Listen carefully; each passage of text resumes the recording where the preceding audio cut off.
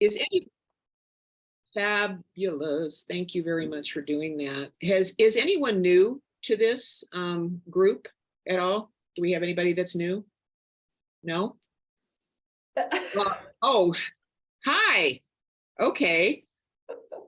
Don't want to be exclusive here. Hi, my name's Carol Hunter, and I am a Central Park United Neighbors board member. I'm the vice president of the board of directors, and Central Park United Neighbors is a registered neighborhood organization, of which there are about 190 throughout the city. We're a volunteer group. We're all over the place, and we are about working with our neighbors and finding solutions to certain issues that sometimes plague us. So we're trying to make a better community and trying to enhance communication with one another. So that is my role as vice president, but I'm also a co-chair of the Safe Streets Committee. And so is Amy Campbell, who is really facilitating this meeting today. And Brad Revere is also a co-chair of Safe Streets as well. So just so you know who some of the players are. And is there anything else I need to say, Amy or Sarah? And Sarah works, she's kind of a co-chair, honorable mention or something there, because she really works hard with us. And she always shows up, and we appreciate her very, very much. Anything else I need to say? No, I was thinking I think a good number of us, we could just briefly go around and introduce ourselves and maybe say our names and then what part of the neighborhood we live in. Oh, and I am in Conservatory Green. So I'm on the corner of 49th and Uinta. I'll start. I'm Amy Campbell. I'm a co-chair of the committee, as Carol said, and I live in Central Park West, right off of Central Park and 33rd. Drew, why don't you go? Yeah, I'll jump in. Hi, I am Drew. I live near the control tower. I'm in the Westerly Creek part of the neighborhood, and I'm an occasional attender of the meetings.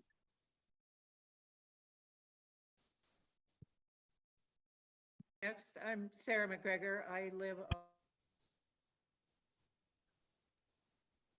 and that's kind of what got me going on this. We have some issues there, so yeah. But I'm very concerned about the whole neighborhood. And I can go next. I'm Brandon Canfield. I'm on Emporia Street as well, and looking forward to attending another meeting, and glad we could all get together. Hi, I'm Susan Root. I live in Baylor Park.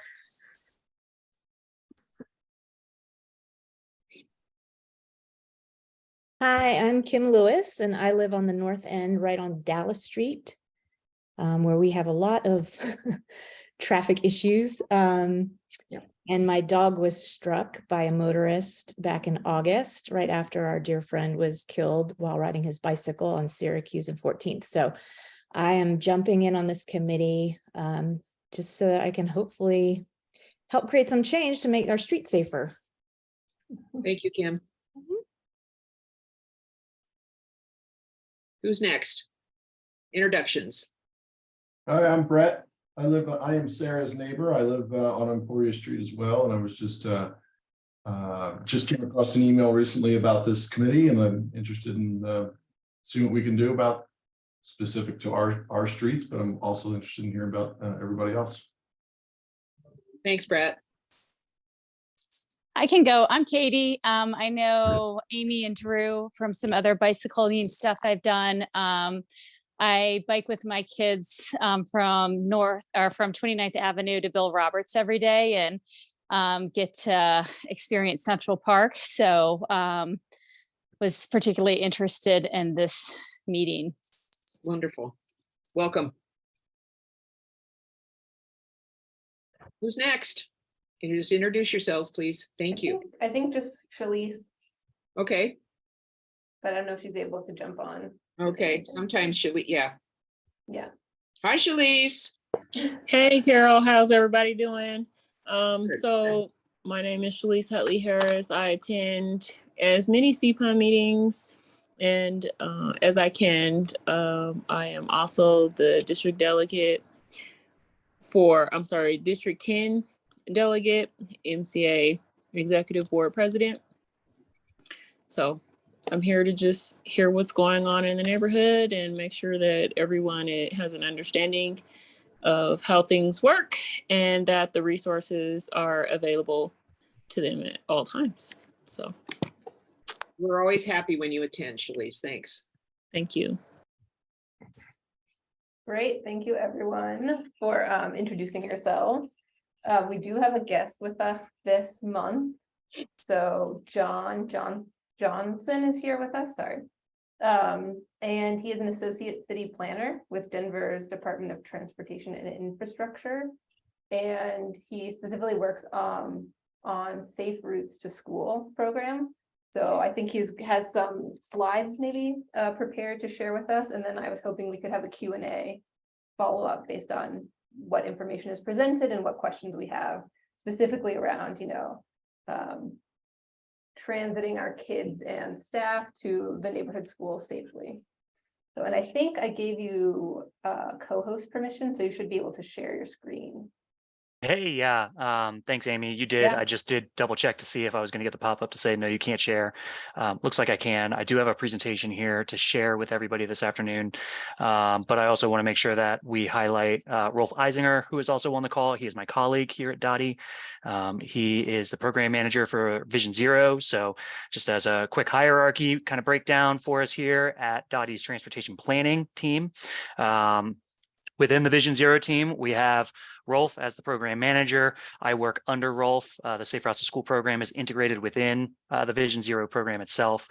We also have another senior city planner on our team, but we are just three of a much larger team. Clearly, we also have a bicycle ped team. We also have a transit team. We've got a grants team. So a good handful of people in the transportation planning group. That actually takes care of one of the slides that I had. So let me go ahead and find the buttons and get the right pieces in the right places here to share screens. Let me make sure that we do that. And bear with me real quick as I navigate technology, because that is the lives we lead these days. All right. And let me just adjust a few other things so I can still see everybody.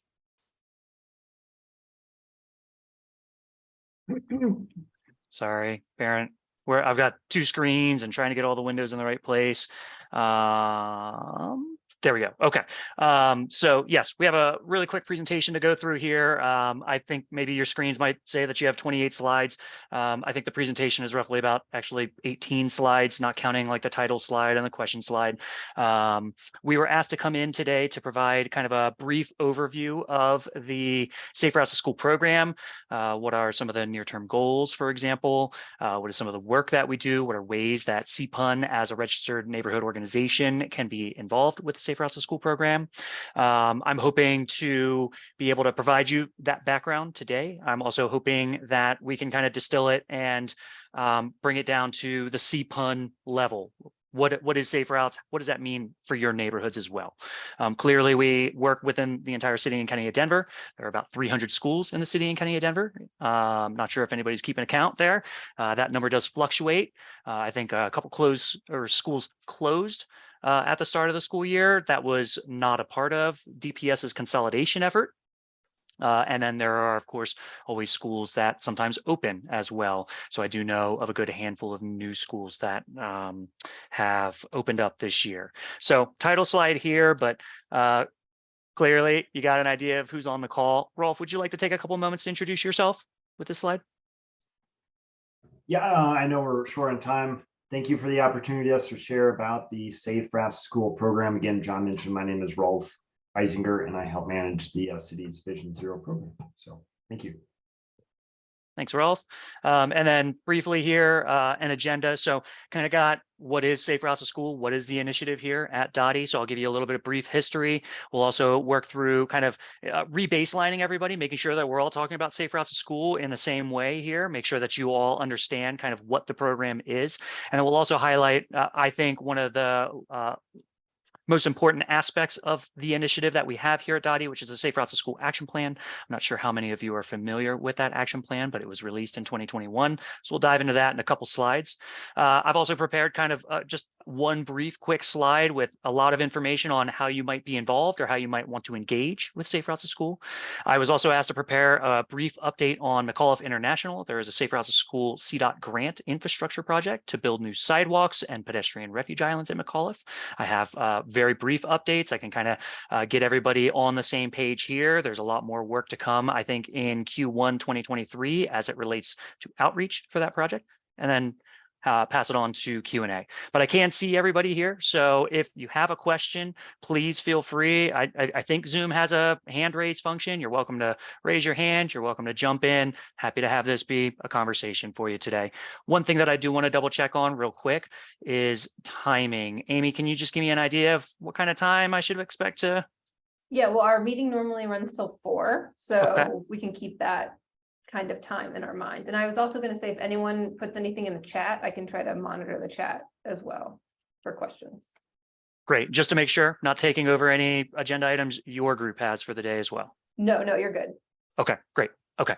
So diving in, I'll go fairly quickly just to make sure that we leave as much time as possible for questions.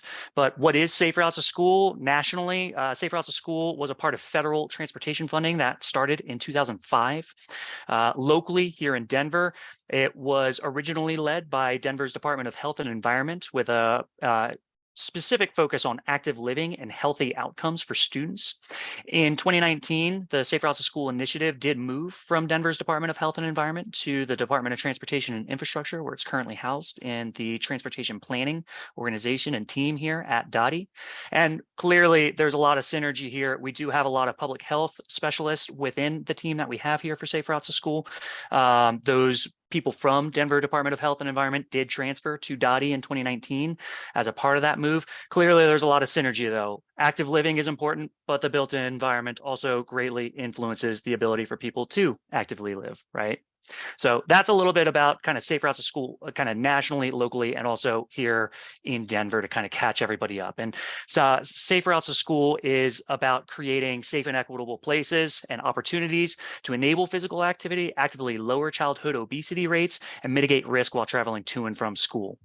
Historically as well, just to kind of give an idea to everybody on this call, I'm sure we all may have experienced this. When we were all kids, we probably walked or biked to and from school.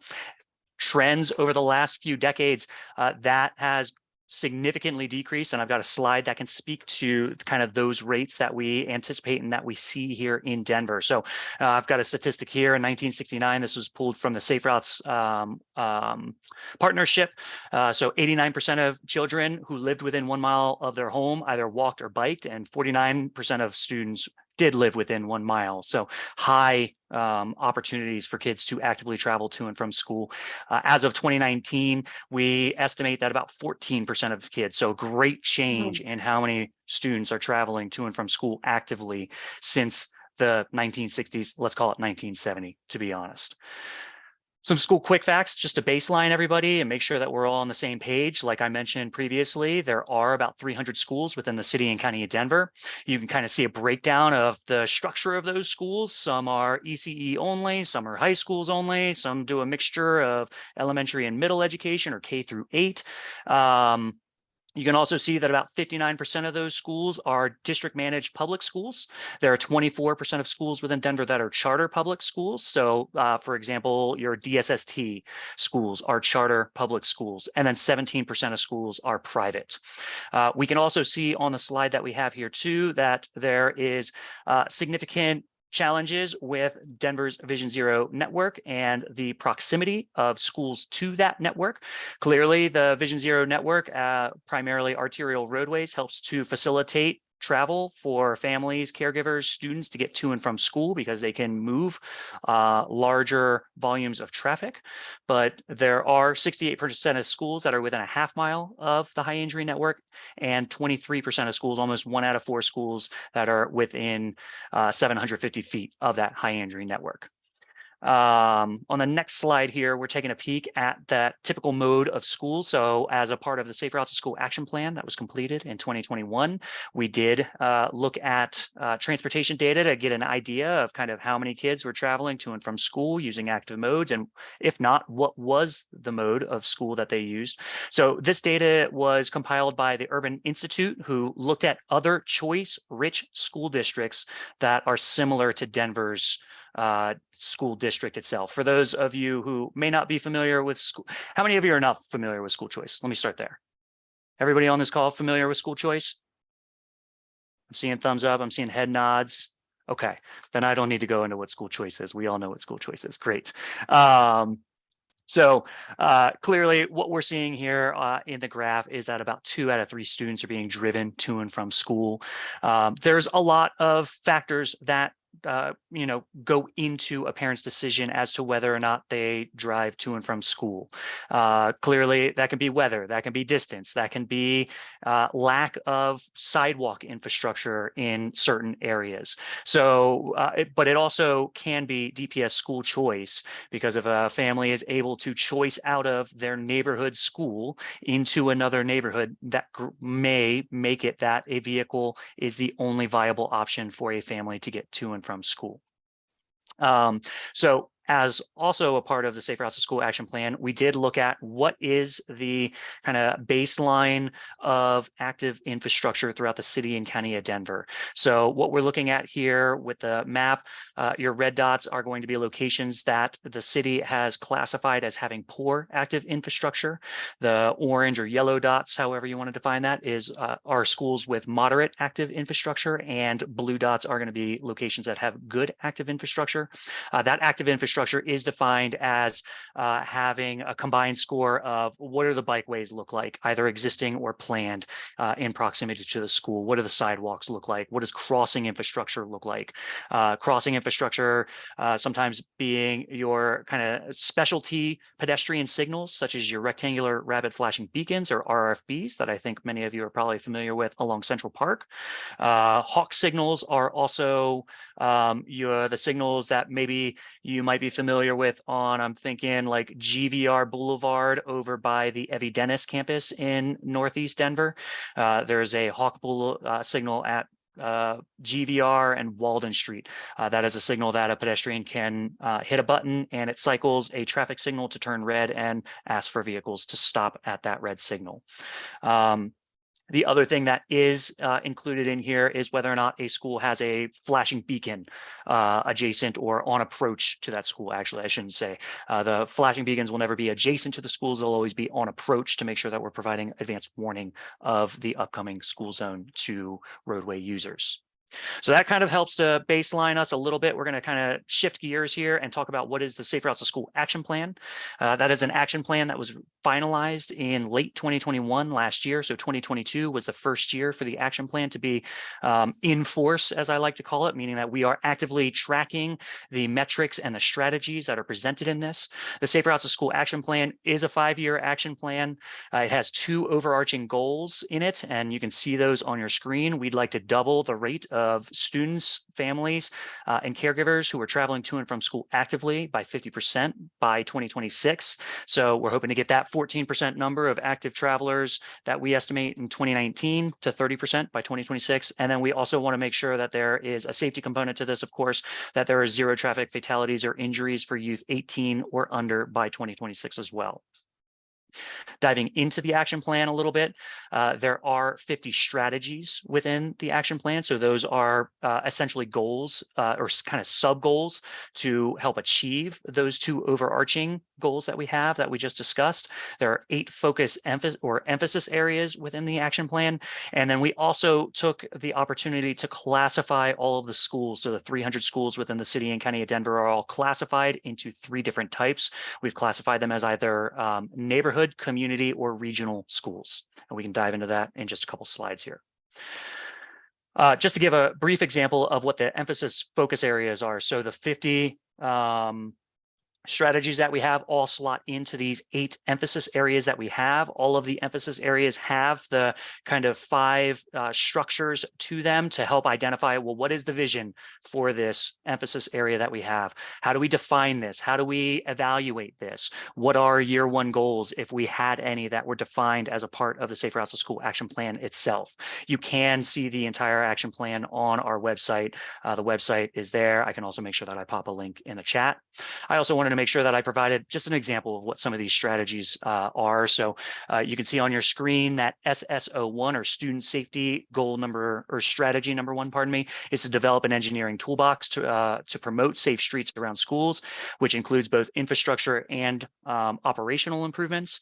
Policy goal number 1 is to standardize school zone treatments, engineering treatments, pardon me, and analysis procedures that we have for those school zones. And then equity goal number 5 is to develop a schedule where Dottie will prioritize working with schools directly to provide them knowledge, expertise, but also something that we call a travel plan, which is an intense study that we do with a school to help identify what are the challenges, what are the constraints that families, caregivers, and students see as they travel to and from school. And then through that process, with public outreach, with the school's leadership, we distill down, create recommendations, and then we're able to program those recommendations for future years to either construct projects or work with our engineering teams to implement those through other alternative strategies. I also want to take a quick moment. We talked about this very briefly about school classification. So all of the 300 schools were classified again. We used 3 major data points to help drive the decisions and help identify what the prioritization should look like. So prioritization number 1 was an equity lens that we took with the Safe Routes to School action plan. That equity we did use, so Dottie has their own equity index that helps us to identify locations that have been disinvested in over the last few decades so that we can prioritize projects in those areas. The other thing that we looked at here with an equity lens were where were schools at that had 40% or more students receiving free or reduced lunch. Our prioritization number 2 was looking at how do we classify schools? How can we identify schools where we might see large returns if we're investing in engineering and programmatic and encouragement opportunities for Safe Routes to School at those schools. So we classified all the 300 schools into the neighborhood, community, or regional schools. Neighborhood schools are those that we think where families live in close proximity to that school. So lots of opportunity to encourage walking, bicycling at those schools, or rolling, pardon me. Community schools are locations where you get maybe it's a 50-50 split. Maybe there's families that live close by. Maybe there are families who do not live close by. Some of those charter schools could be a good example of a community school, for example. And then regional schools are those that have few students that live nearby, and maybe driving is one of the only feasible options for that family to get to and from school. Want to make sure that we highlight what data points went into this. So to help us with this classification, we partnered with Denver Public Schools to develop a kind of walk to school GIS map. That is a geographic information systems map. It's a technology that lets us kind of layer a lot of spatial data on top of one another, see where things, what kind of overlap there might be. So in this case, we're able to look at this walk to school model and identify what schools have an existing sidewalk network that would provide for students to safely walk to and from school, for example. The other 2 data points that went into this were DPS school choice rates. So identifying how many students choiced into that school, for example. And then we also took a look at what is the infrastructure at and around those schools. So again, what does the bicycle infrastructure look like? What about pedestrian infrastructure, crossing infrastructure, and so on. And then the last lens that we looked at for the Safe Routes to School action plan was traffic safety. So categorizing schools in low, medium, or high risk for traffic safety. And that data point utilizes the proximity to Denver's Vision Zero high injury network. It also looks at the number of crashes involving youth, that is defined as children who are 18 or younger, who were involved in a serious crash. Who are actively traveling either as a pedestrian or a bicyclist. So it does not include children who are in vehicles. With all of that, I'm sorry, that was a lot of information, but hopefully helpful to kind of outline how we got to this next slide here. So we then are able to look at, well, what does it look like across the city and county of Denver? How do we prioritize the schools that the Safe Routes to School program will be? And again, this is all available online. So feel free to take a peek in, but you can zoom in, you can dive in individually. There is also an ArcGIS story map, so you can also walk through kind of everything that I just reviewed. I can provide a link for that in the chat too, so that you can kind of see the story from start to finish for the Safe Routes to School action plan in a more in-depth fashion than this truncated presentation here. The schools that we have listed in priority. So on the left here, sorry, you have 108 schools that are prioritized. We've broken them down into 5 tiers. So tier 1 are schools that we will immediately be assisting and are immediately assisting, and we'll work through those tiers. And that is all based on the analysis that was done here with the equity school classifications and the safety analysis that Dottie did as a part of this study. The one thing that I did do here specifically for CPUN was also took a look at, well, what does that mean for CPUN? What are the schools within CPUN and where do they fall within that ranking? So also on the left, you can see the tier 1 schools that we have. So Willow and Westerly Creek are our 2 tier 1 schools that we have. We do not have any community schools identified in tier 2 in the CPUN boundaries. In tier 3, there are 2 schools, and you can see the rest on that screen as well. So again, as we prioritize these schools, what this means is we will be, as a team, the Safe Routes to School team, we will be working closely with those schools to help them develop their travel plans. Again, that's about a 6 to 9 month study that we do. We focus on making sure that we're hearing from the experts on the ground, because they're there every day. We start with the school staff, their administrators, their principals, hearing from them about the challenges that they perceive and see. We make sure that we do an existing conditions analysis so that we understand, what does the sidewalk network look like? What does the bike infrastructure look like? What could future opportunity networks look like if there is a build out or a future bikeway project coming? We also then make sure that we look at and poll parents and caregivers. And if students are of an applicable age, typically middle and high school students are where we start to see this. We also like to hear from students because we think that their experience is extremely valuable when hearing about their challenges with using transit, for example, to get to and from school, where maybe transit is not reliable or doesn't offer that frequency that allows them to use transit reliably to get to and from school. Or maybe the bus doesn't come late enough for them to be able to participate in after school activities. We want to make sure that we document that kind of information. So that's kind of what the travel plan process looks like. We, after that engagement and opportunity, we then package it up into recommendations, and then it's our job internally at Dottie to make sure that we're programming those infrastructure and programmatic opportunities to pursue funding for these projects, to build them or work with our engineers to implement any kind of sign or striping changes as quickly as possible. Quickly, I want to go through here and make sure that we talk about kind of what could your involvement look like with Safe Routes to School. So kind of develop this table here. Happy to provide this table to this group. I'm sure I can provide it to Amy via email, but try to kind of categorize what are kind of maybe some of the low-hanging fruit opportunities. What are some middle kind of level of effort opportunities or high level of opportunity for Safe Routes to School. So, just for example, some very quick wins.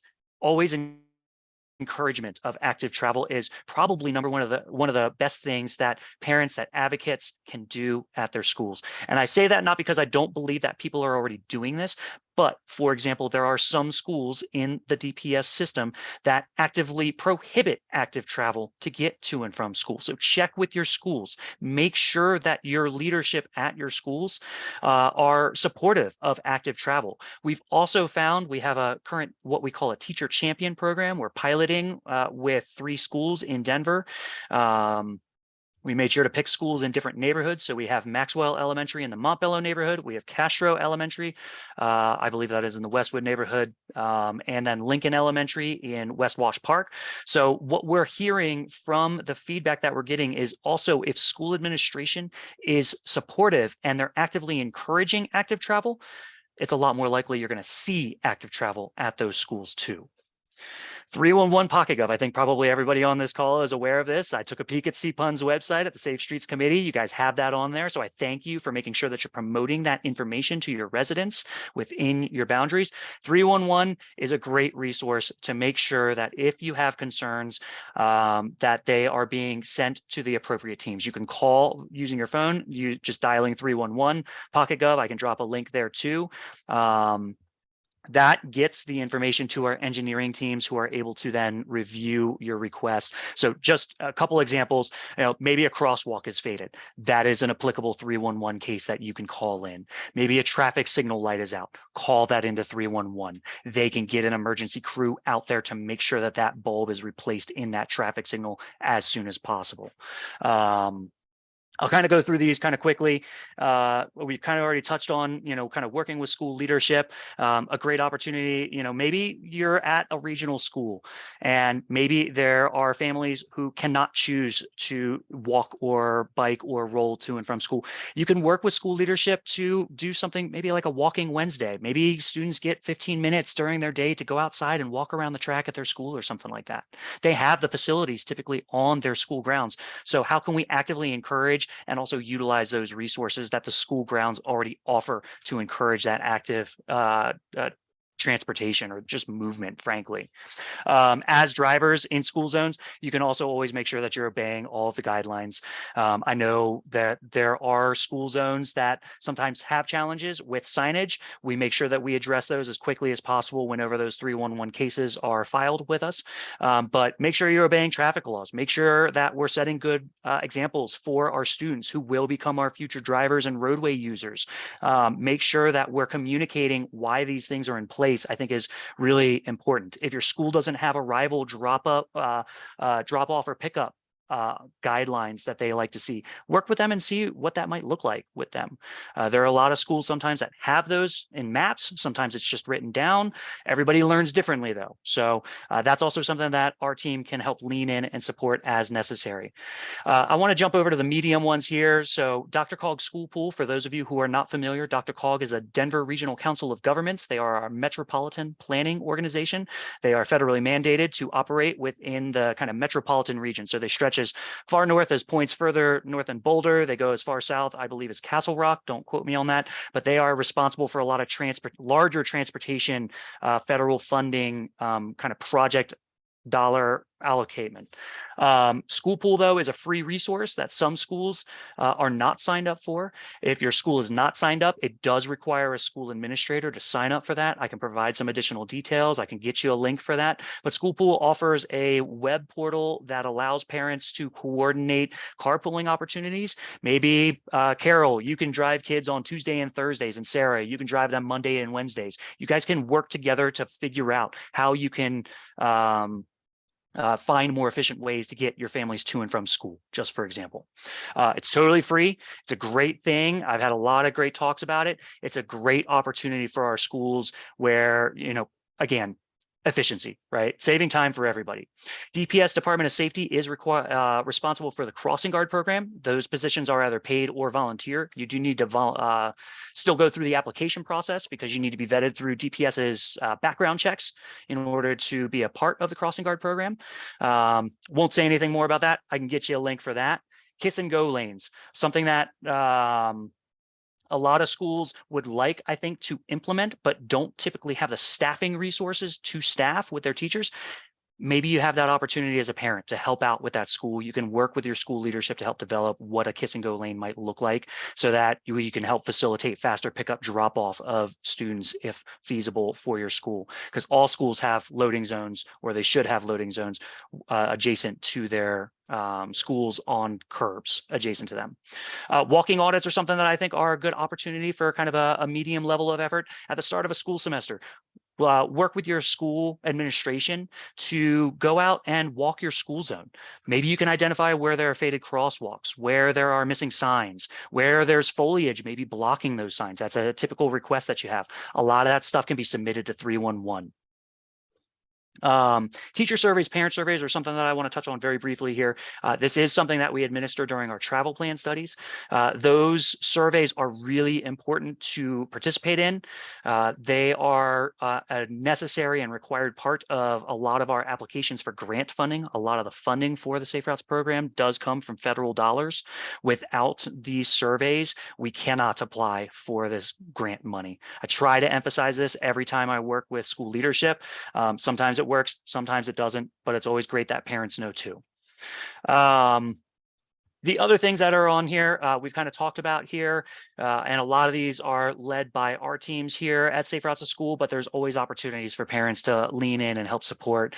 Travel plans we've already talked about. I think we've already talked about a kind of active transportation education through the Teacher Champion program. We did apply for grant funding to expand that program in 2023. We'll hear about whether or not we were approved for that in, I believe, Q2 next year.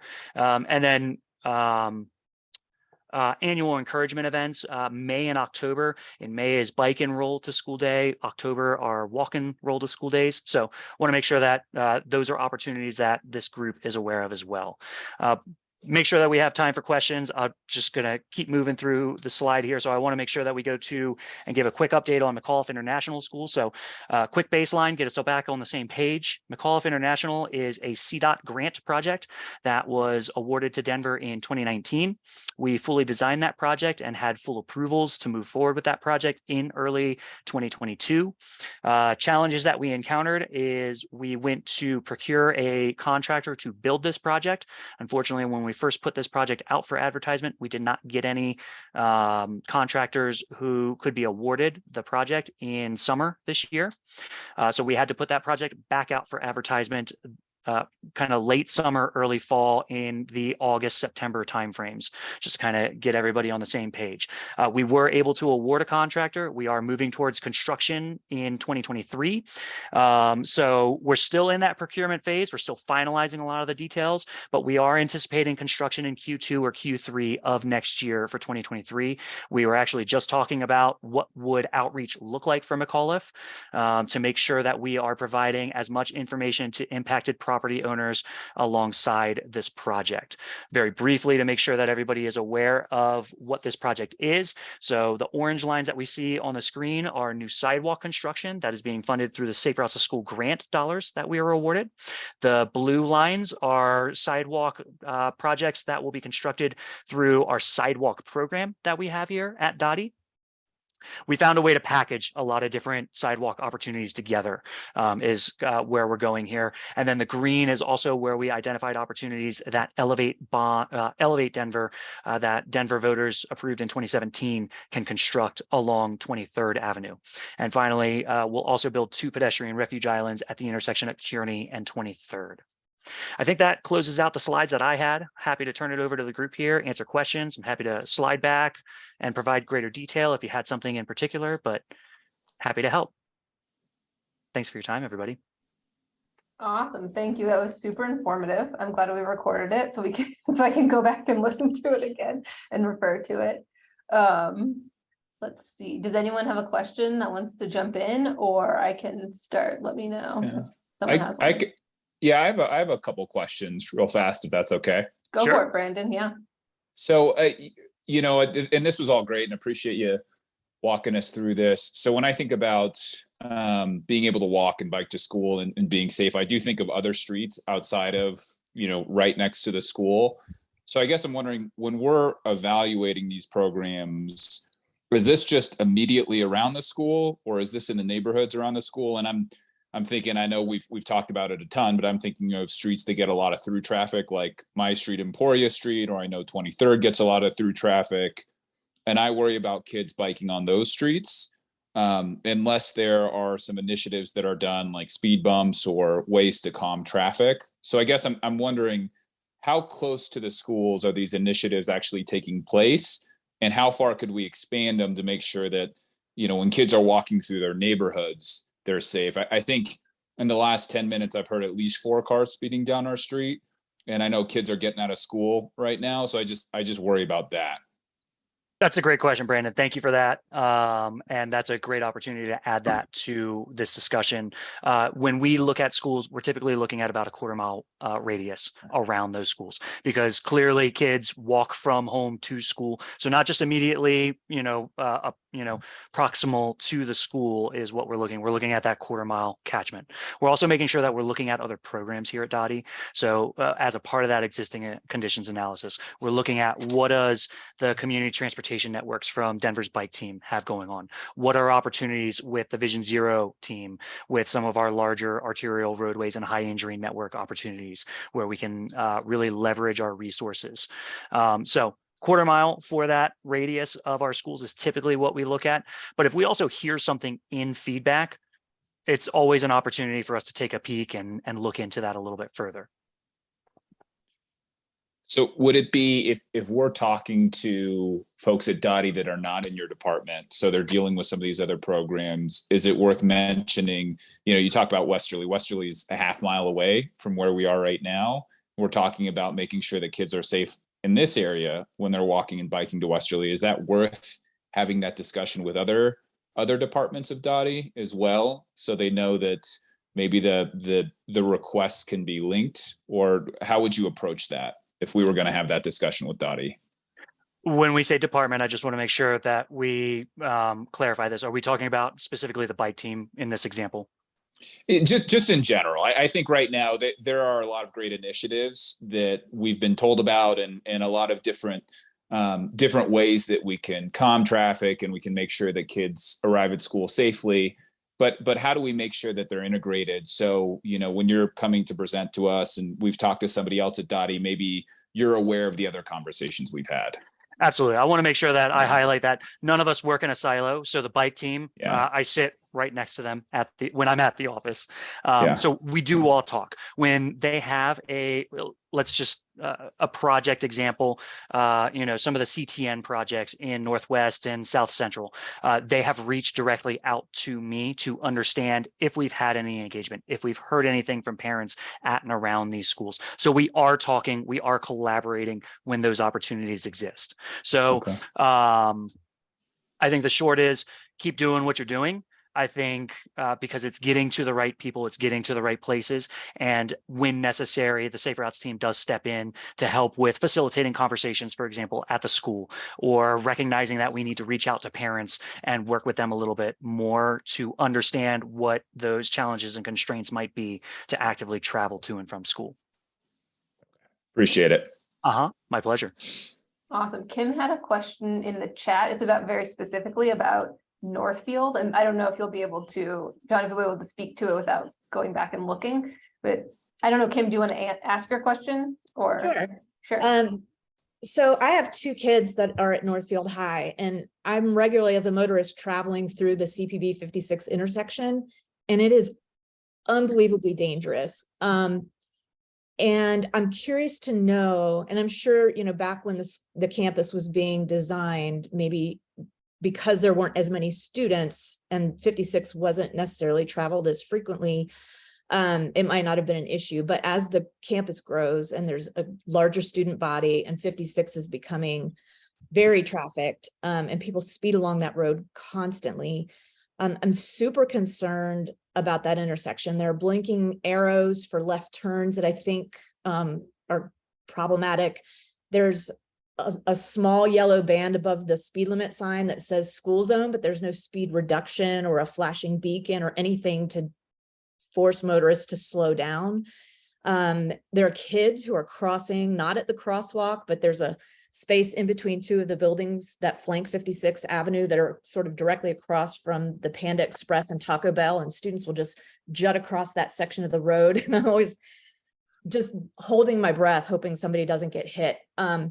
So I'm curious to know, in terms of the school zones, how do you guys interface with DPS to ensure that there's adequate speed mitigation, especially at areas like 56 and Northfield Boulevard or Central Park Boulevard that are really busy, and we see these kinds of things happening? Like, how do we get flashing beacons, or how are those decisions made to put a flashing beacon versus one of those little bands above the speed limit sign that just kind of says, hey, you're in a school zone?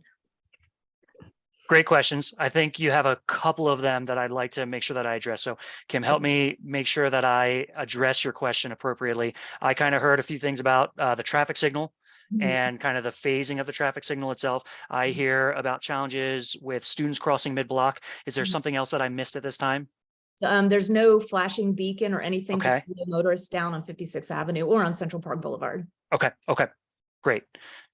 Anything else?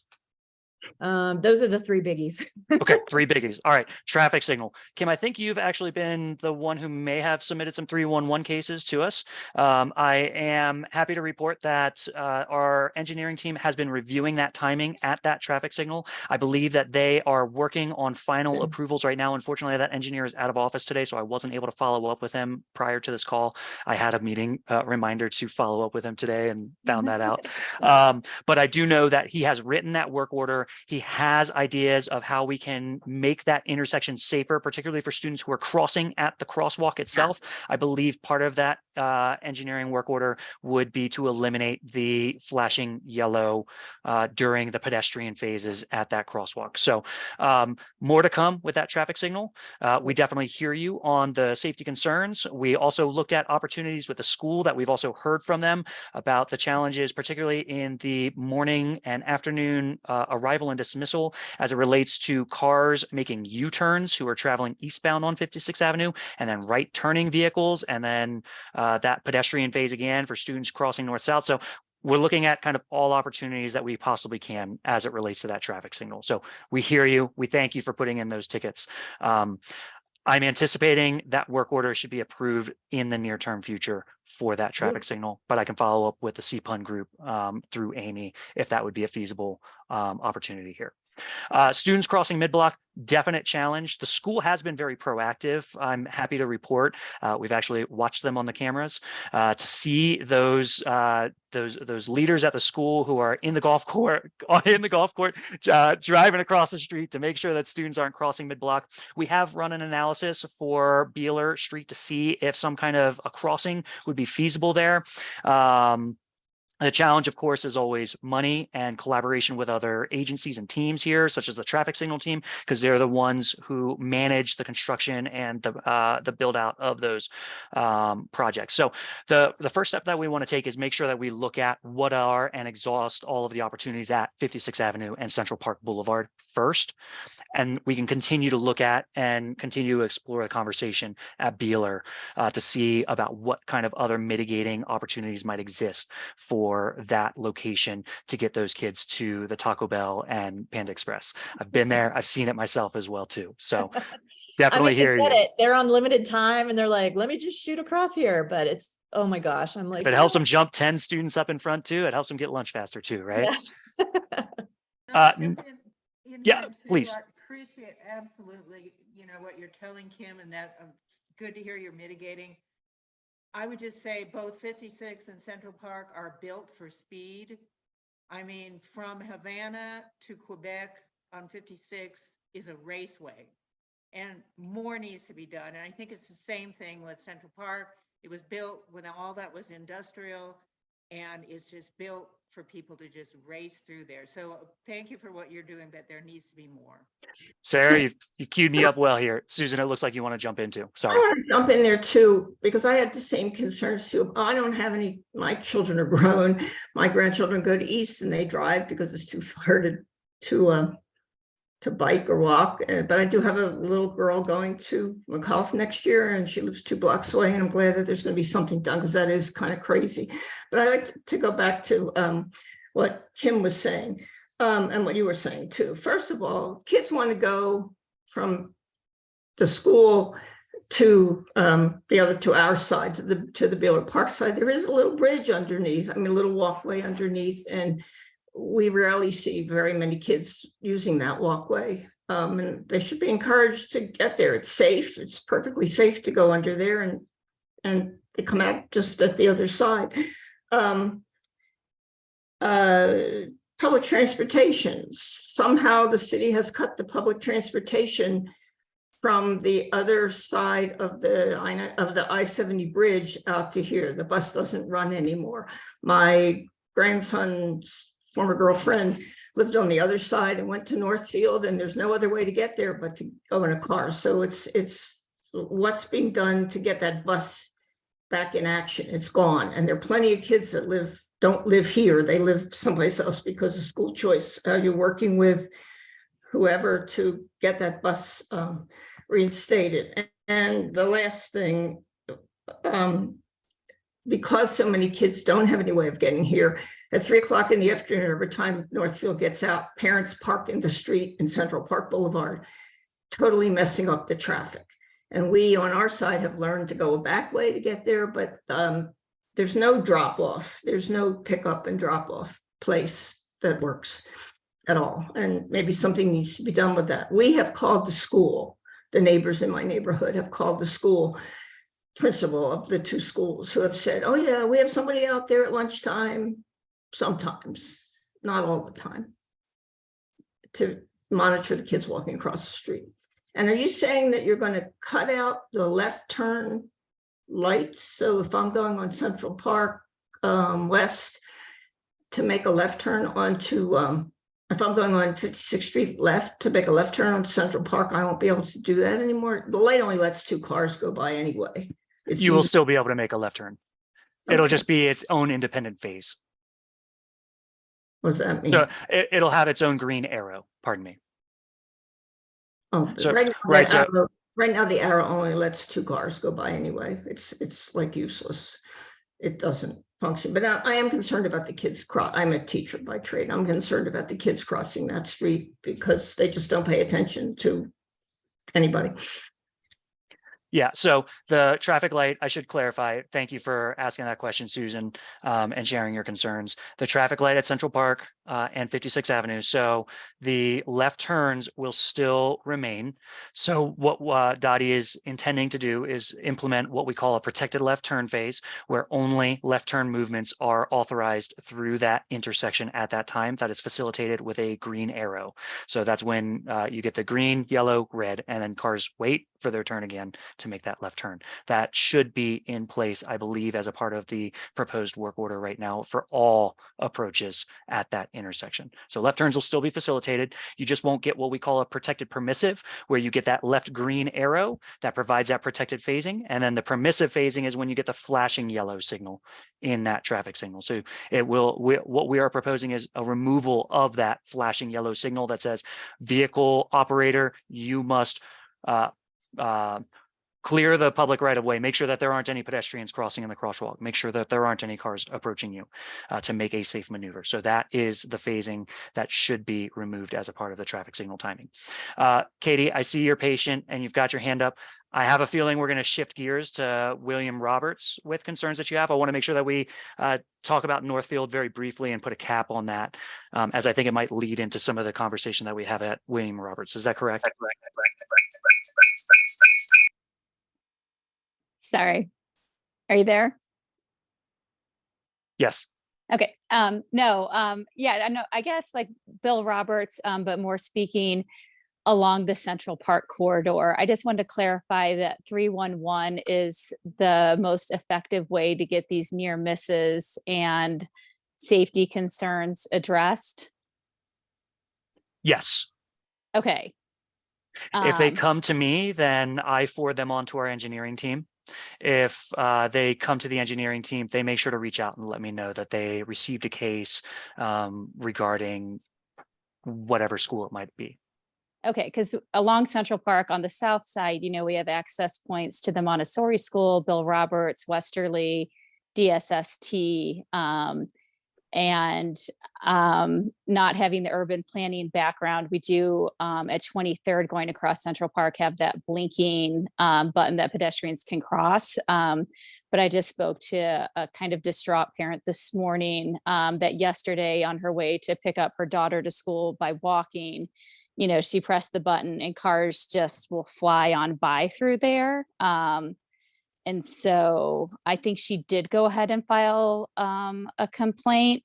But just again, as kind of with the parent advocacy network, just encouraging people to report 3-1, we all tend to share when horrible things almost happen. So wanting to go ahead and get that on record and addressed. The other thing that I might suggest, Katie, is also working with Denver Police here, their community resource officers. I can look up what district you're in. I believe it's District 5. Don't quote me on that. Yes. But you're right. Non-compliance with a pedestrian signal is an enforcement and education opportunity. And so I might also recommend working with your DPD community resource officers and letting them know that you're having these challenges at this intersection, so that they might be able to send out somebody to help do some education and encouragement to follow that traffic signal. Okay. Yeah, I think In addition to 311. Yeah, just when you talk about, one of the tiers for criteria being an incident, like from a health and safety perspective, like it's the near misses that I think also, cause so much concern about parents feeling like walking or biking or scootering is a safe option to get to school. And I think this ties into something that I wanted to make sure that I touched on before we ran out of time this afternoon. I think it also kind of goes back to Kim and Sarah's concerns. And I think, did we lose somebody else? Was it Susan? I'm not sure. Regarding kind of school zones, flashing beacons. So right now, Dottie is currently looking at the policy that we have that our engineers follow to establish school zones. That policy and procedure and guidelines really is what they are. They're guidelines for the establishment of school zones. We have actively reached out to other cities throughout the United States. We've reached out to other neighboring jurisdictions so that we can make sure that our school zones are similar to neighbors, so that if you're driving in between locations, as families probably do, that school zones are similar to one another, that they're standardized. This means what we're looking at right now is, do we need to change setbacks for school zones? Typically, school zones begin typically about a block ahead of a school. Typically, elementary schools are the ones that receive speed limit reductions. Typically, elementary schools are the ones that receive school flashing beacons today. We are evaluating everything as it relates to these guidelines. We're evaluating whether or not speed limits should be static and should be similar in all school zones, where we might have better opportunities for school flashing beacons. So we're looking at a lot of standardization. So Kim, I think that addresses some of the current concern that I heard from you about 56th Avenue and the approach to Northfield and the Sandoval campus. Katie, I think that might also be a mitigation opportunity for Central Park, and Sarah as well, since you spoke to Central Park as a corridor as a whole. I think those are opportunities that could see safer driving behaviors on those roadways near your schools. Right now, we're anticipating probably the timeline for that to be finalized in early next year for that policy review. So we've done the peer city interviews. We've heard about what their best practices are at this time. And we are working on making sure that we've dotted our I's and crossed our T's and worked with our city traffic engineers team, worked with our engineering teams to make sure that we get it right. Again, I'm happy to provide an update to that if you have a question in the future. I want to make sure, I think Hunter has unmuted himself a couple times now, or and want to make sure, no? Okay. Yeah, and also we're running right up against 4 o'clock. So I want to make sure we're respecting everyone's time. And I just want to thank John. I think that was an excellent, very informative presentation. I really appreciate your time and you joining our committee this month. If anyone has other questions, you can email them to me and I could compile them and maybe send them to John. And he's been very responsive. So maybe that would be a way for us to continue a dialogue between our CPUN, Safe Streets Committee, and the Safe Routes to Schools program. So yeah, Carol, do you have anything else you want to say before we sign off? I was getting reverb here. Okay, you're good? All right, awesome. Thanks, everyone. Hopefully you can join us at our next meeting. I'll send out a meeting reminder sometime in the new year. All right, thank you. Bye, everyone. Thank you.